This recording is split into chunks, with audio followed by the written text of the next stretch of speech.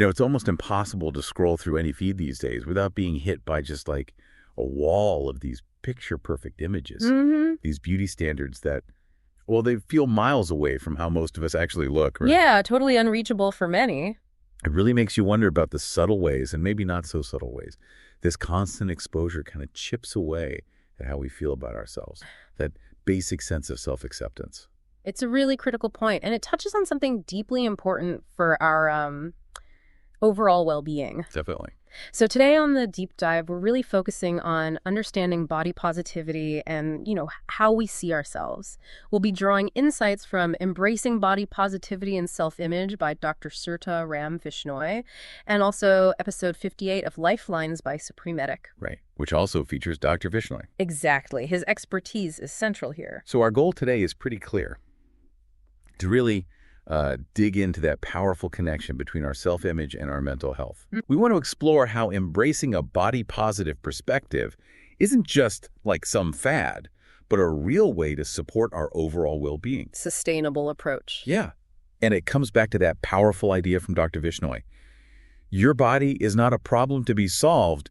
It is a home to be honored. I love that quote. It really reframes everything. It does. Okay, so to start, let's get clear on what we actually mean when we talk about body image. What does that really cover? Well, body image is more than just the picture you have in your head of your physical self. It's the complex mix, really. It's how you perceive your body, the thoughts you have about it. Are they critical? Accepting, the feelings that come up. The emotions tied to it? Exactly.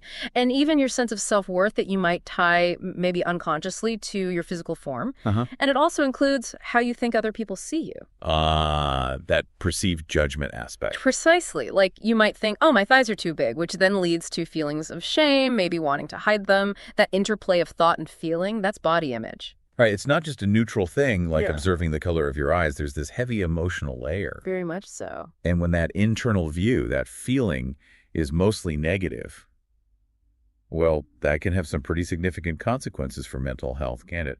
More than just a bad day. Absolutely. A persistent negative body image can really take a toll. We often see a strong link to low self-esteem. That feeling of not being good enough. Yeah, that underlying sense of being unworthy or unattractive. And this can then feed into feelings of anxiety, even depression. How so? Well, individuals might find themselves constantly worrying about how they look, maybe avoiding social events. Oh, right, because they fear being judged. Exactly. And tragically, in some cases, this can even push towards or contribute to eating disorders, these unhealthy attempts to control body shape. It's quite concerning, really, how widespread these struggles are. It feels like almost everyone grapples with this stuff at some point. It's very common. But our sources highlighted that these issues, they don't affect everyone equally, do they? That's a really crucial point to grasp. While, concerns about body image can touch almost anyone, societal beauty standards often place a much heavier weight on women and individuals from marginalized groups. Why is that? These standards, unfortunately, tend to be incredibly narrow. They often exclude a huge range of perfectly healthy, normal body types. They just don't reflect the actual diversity of human bodies. Which leads to that big question. Where do these really restrictive ideas of beauty even come from? It feels like we're constantly shown this one very specific, very limited ideal. Yeah, it feels pervasive. The factors are kind of woven into our modern world. Historically, the media magazines, movies, advertising played a huge role. Sure. They frequently showcased very specific, often completely unattainable ideals of beauty. And now, of course, we have the massive influence of social media, these platforms where you see carefully curated, often heavily edited images. Right, the highlight reel. Exactly. It can create a very distorted sense of what's real or even just average. There's this thing in psychology, or social comparison theory. Okay. It basically says we often figure out our own worth by comparing ourselves to others. And when those others are presenting this perfect, idealized version, well, it can really knock our own self-perception. Okay, so we're navigating this landscape, often filled with unrealistic images. That paints a clear picture of the challenge. So what's the positive way forward? What exactly is this body positivity movement about? Body positivity offers a really powerful alternative. It's both a social movement and a personal mindset. Okay. It centers on this fundamental idea: accepting and valuing all body types, sizes, shapes. It's about shifting away from judgment. So it's embracing difference. Yes, embracing the incredible diversity of human bodies and recognizing that every single body has inherent worth just by existing. So it's not about like forcing yourself to adore every single part of your body all the time, no matter what. It sounds like there's more to it. Absolutely. That's a common misconception. It's not about pretending everyone feels ecstatic about their body 24/7. Right. And it's definitely not about ignoring genuine health concerns. It really boils down to, say, 3 core principles. Okay, what are they? First, self-acceptance. This is about learning to appreciate and accept your body as it is, right now, today. Okay. And this acceptance often grows from recognizing what your body can do, its abilities, its functions, rather than just focusing only on how it looks. Focusing on function over form. Got it. What's second? Second, it's about actively challenging those narrow, often harmful beauty standards we talked about. Pushing back. Exactly. And instead, celebrating the whole beautiful spectrum, different weights, ages, races, genders, abilities, all of it. Get the third. And finally, the concept of health at every size is really key. Health at every size. Tell me more about that. This perspective emphasizes that health isn't just determined by your weight or size on a label. Instead, we should focus on overall well-being. Like how you feel, how your body functions. Precisely. How your body functions, and engaging in healthy self-care habits, moving your body in ways you enjoy, eating nourishing foods, managing stress regardless of your size. Health at every size. That really reframes things, doesn't it? It takes away that constant pressure to look a certain way for health. It aims to decouple health from appearance alone. So how do we actually start building this body-positive way of thinking? It sounds great, but, what are some concrete steps we can take practically? Yeah, the practical side is key. There are several things we can start doing. One really important step is actively practicing self-compassion. Being kind to yourself. Exactly. Think about treating yourself with the same kindness, the same understanding you'd offer a friend who is struggling. We're often much harder on ourselves. So true. So when that inner critic starts piping up, make a conscious effort to reframe those thoughts. Replace them, maybe, with affirmations like Dr. Vishnoi suggested. I am worthy just as I am. I am worthy just as I am. Simple, but powerful. What else? Especially with, the constant barrage of images online. Right. Being really mindful about your social media consumption is another powerful tool.